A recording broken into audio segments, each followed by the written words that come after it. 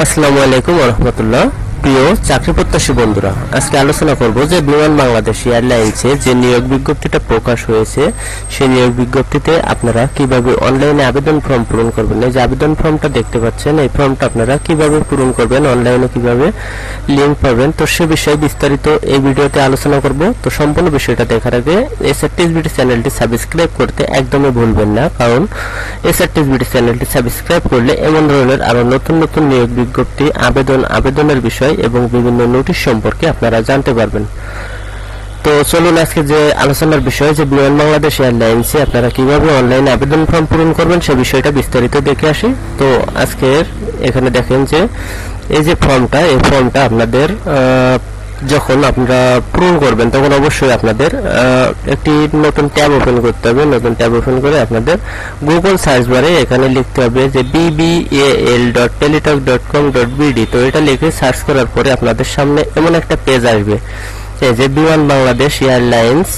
তো এটার উপরে আপনারা ক্লিক করবেন। তো এটার উপরে ক্লিক করার পরে এখানে যে সার্কুলারটা প্রকাশ করেছে সে সার্কুলারটা এখানে দেখতে পাবেন। যে সার্কুলার, যে প্রথম যে সার্কুলারটা আছে এটার উপরে আপনারা ক্লিক করবেন। তো এটার উপরে ক্লিক করার পরে আপনাদের এমন পেজটা, এই যে পেজ, এই পেজটা সামনে আসবে। তো এখান থেকে আপনারা যে application form click here to apply online, তো application form click here to apply online এটার উপরে আপনারা ক্লিক করবেন। তো এটার উপরে ক্লিক করার পরে দেখবেন যে এখানে যে কয়টি পদে নিয়োগ বিজ্ঞপ্তিটা প্রকাশ করেছে প্রত্যেকটা পদের নাম এখানে দেখা যাবে। যে তো এরপরে আপনি এখানে যে কোন পদে আবেদন করবেন, তো সেই পদের বাম সাইডে যে গোল চিহ্ন দেখতে পাচ্ছেন, তো এই গোল চিহ্নের উপরে ক্লিক করবেন। যে পদে আবেদন করবেন আপনি সেই পদের উপরে এখানে ক্লিক করবেন।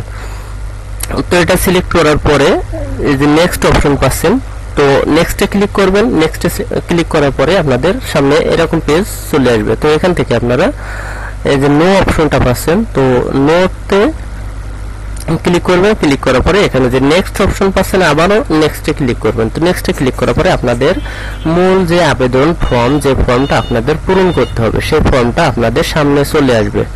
তো এই ফর্মটা আপনাদের কাজ হবে এই ফর্মটা সঠিকভাবে পূরণ করা। তো আপনারা এই ফর্মটা সঠিকভাবে কিভাবে পূরণ করবেন সেই বিষয়টা আপনাদের সঙ্গে শেয়ার করছি। তো সম্পূর্ণ ভিডিওটা মনোযোগ সহকারে দেখবেন, কেউ স্কিপ করবেন না, সম্পূর্ণ ভিডিওটি দেখবেন, তাহলে সম্পূর্ণ বিষয়টা বুঝতে পারবেন।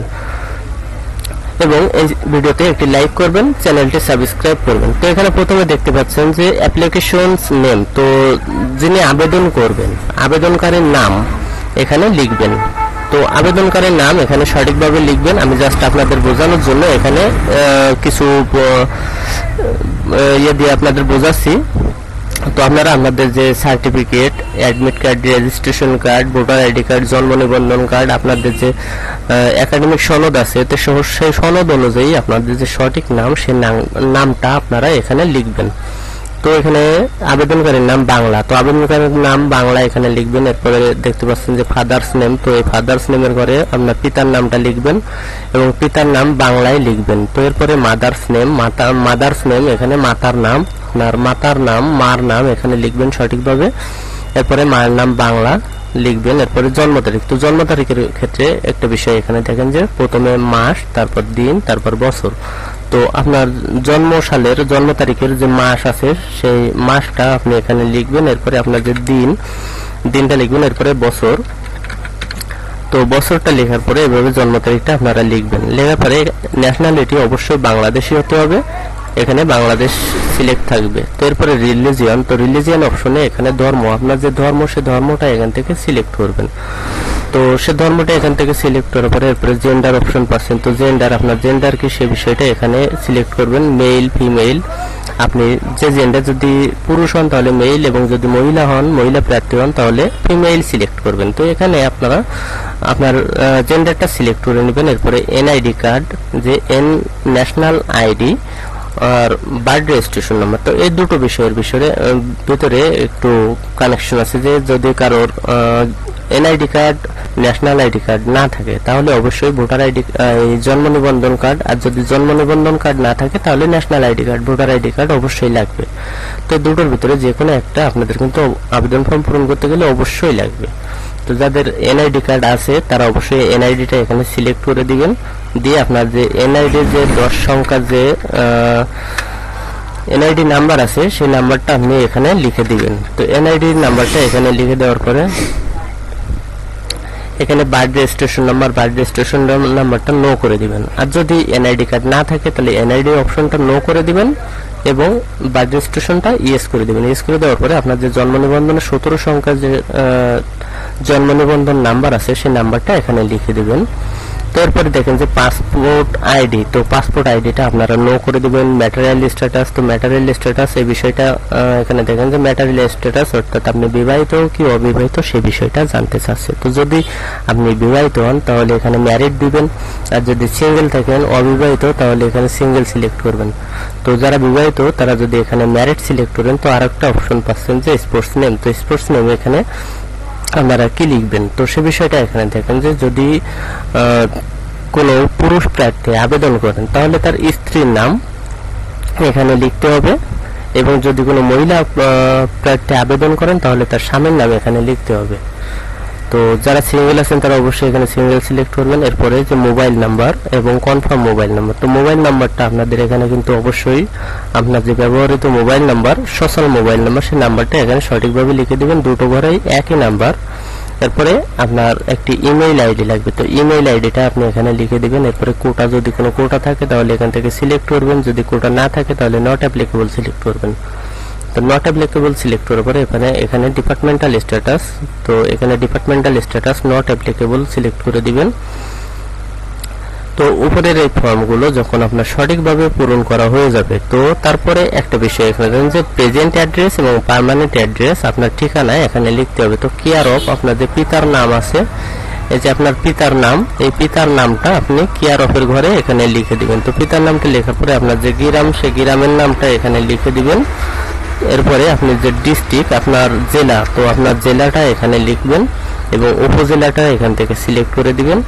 তারপরে আপনার যে পোস্ট অফিস, তো পোস্ট অফিসটা এখানে লিখে দিবেন, আপনার পোস্ট অফিসের নাম কি সেটা, এবং আপনার যে পোস্ট কোড, তো পোস্ট কোডটা আপনার এখানে লিখবেন। পোস্ট কোডের ঘরে আপনি অবশ্যই পোস্ট কোডটা লিখবেন। এরপরে দেখেন যে প্রেজেন্ট অ্যাড্রেস পূরণ করা হয়ে গেছে। তো এখানে প্রেজেন্ট অ্যাড্রেস এবং পার্মানেন্ট অ্যাড্রেস যদি একই হয় আপনার ঠিকানা তাহলে এখানে সেম অ্যাজ প্রেজেন্ট অ্যাড্রেস, তো এটা টিক মার্ক দিয়ে দিবেন। তো প্রেজেন্ট অ্যাড্রেস এবং পার্মানেন্ট অ্যাড্রেস যখন পূরণ করা হয়ে যাবে তো এরপরে আপনার এডুকেশন কোয়ালিফিকেশন যে আপনার শিক্ষাগত যোগ্যতা সেটা এখানে সিলেক্ট করতে হবে, পূরণ করতে হবে। তো এসএসসি, এখানে এসএসসি অপশন দেওয়া আছে, তো এসএসসিটাই এখানে সিলেক্ট করে নেবেন। এরপরে রোল নাম্বার, আপনার এসএসসি যে রোল নাম্বার সেই রোল নাম্বারটা আপনি এখানে লিখবেন। এরপরে আপনি এসএসসি কোন গ্রুপ, তো আপনার সেই গ্রুপটা এখানে সিলেক্ট করবেন। তো এসএসসি গ্রুপটা এখানে সিলেক্ট করার পরে এরপরে আপনার বোর্ড, কোন বোর্ডের অধীনে আপনি এসএসসি পরীক্ষা দিয়েছেন তো সেই বোর্ডটা এখান থেকে সিলেক্ট করবেন। এরপরে আপনার রেজাল্ট, এসএসসি কত রেজাল্ট আপনার সেটা অবশ্যই এখানে জিপিএ আউট অফ 5 সিলেক্ট করবেন, করার পরে আপনার পয়েন্টটা এখানে লিখে দিবেন। এরপরে কত সালে আপনি এসএসসি পাস করেছেন তো সে বিষয়টা এখানে আপনাকে সিলেক্ট করতে হবে। তো এসএসসি পাশের সাল সিলেক্ট করা হয়ে গেছে। এরপরে যদি এইচএসসি থাকে তাহলে এখানে এই টিক মার্ক দিয়ে দিবেন, দিয়ে একটা অবশ্যই উপরে যেভাবে এসএসসি পূরণ করা হয়েছে ঠিক একইভাবে এখানে এইচএসসির ঘরগুলো পূরণ করবেন। এরপরে নিচের দিকে চলে আসবেন। নিচের দিকে আসার পরে এখানে দেখেন যে mail, do you have minimum, যে নিয়োগ বিজ্ঞপ্তিতে যে বিষয়টা জানতে চেয়েছে যে পাসপোর্ট 6 ইঞ্চি, তো এখানে আপনি এটা ইয়েস করে দিবেন। এরপরে যদি ফিমেইল হন তাহলে ফিমেইলটা এখানে সিলেক্ট করবেন, যদি ফিমেইল না হন তাহলে এটা নো করে দিবেন। তো এখানে মেল এবং ফিমেইল দুটো অপশন দেওয়া আছে, তো এটা যে প্রার্থী আবেদন করবেন সেই প্রার্থীর ক্ষেত্রে প্রযোজ্য হবে। তো ফিমেইল এখানে নো করে দিচ্ছি এবং মেল যেটা সেটা হচ্ছে ইয়েস করে দেওয়ার পরে ডান সাইডে ঘর আসছে, তো এখানে পাসপোর্ট 6 ইঞ্চি সিলেক্ট করে দিলাম। এরপরে দেখেন যে এটা আপনি ইয়েস করে দিবেন।